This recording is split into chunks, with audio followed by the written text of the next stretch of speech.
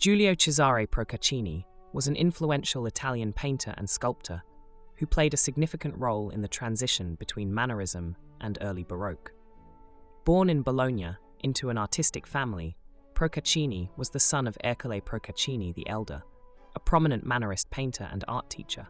His family background ensured that Giulio Cesare was exposed to the world of art from an early age. Although he started his career as a sculptor, he soon shifted to painting, eventually becoming one of the leading figures of the Lombard school of painting in the early 17th century.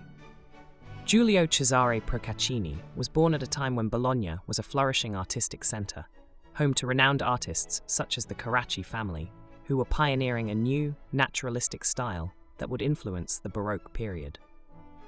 His father, Ercole, ran a successful workshop in Bologna and was his first teacher. This environment nurtured his artistic talents, and young Giulio Cesare initially followed in his father's footsteps as a sculptor. Around 1585, the family moved to Milan, a city that would become central to Giulio Cesare's career. In Milan, Procaccini's early sculptural works, primarily in marble and terracotta, earned him considerable acclaim. He created altarpieces and religious statuary, such as his contributions to the Milan Cathedral and other churches. These early experiences in sculpture, where he learned to model figures with grace and emotional intensity, would deeply influence his later painting style, particularly in his command of form and expression.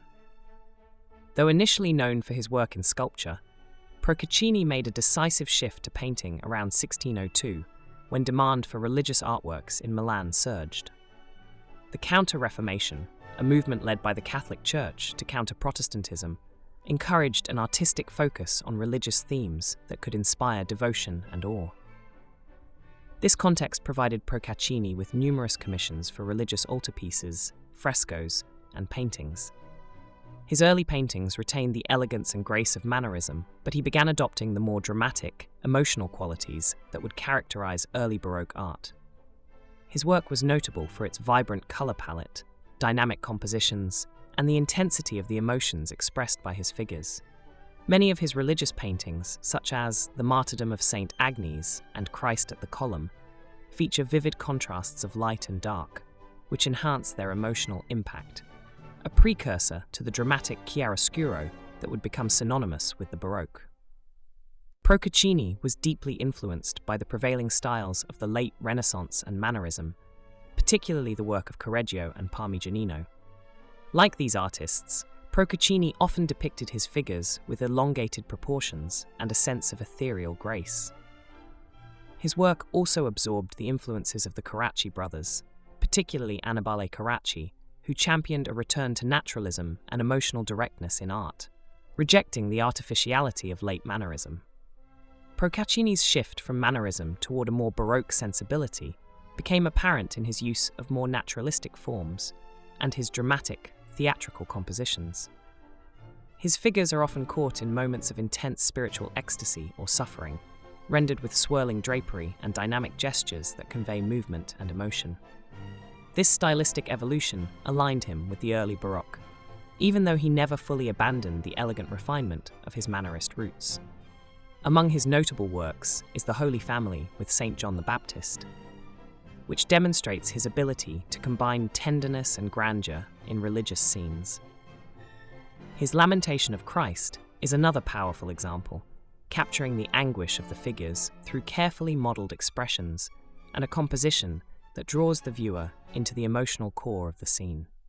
Procaccini was highly sought after for religious commissions, particularly in Milan, where he worked for prominent patrons and churches. His works adorn the interiors of major religious sites, including the Milan Cathedral and the Church of San Raffaele. He also received commissions from private patrons, allowing him to explore a range of subjects, though his focus remained primarily on religious themes. One of his most significant commissions was the decoration of the Certosa di Pavia, a monumental Carthusian monastery located near Milan. For this project, he painted several large altarpieces that were praised for their emotional depth and technical brilliance. These works helped cement his reputation as one of the leading painters of his time in northern Italy.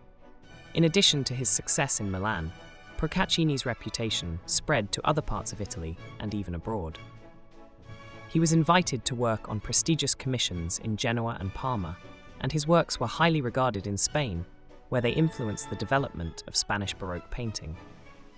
Giulio Cesare Procaccini died in 1625 at the relatively young age of 51.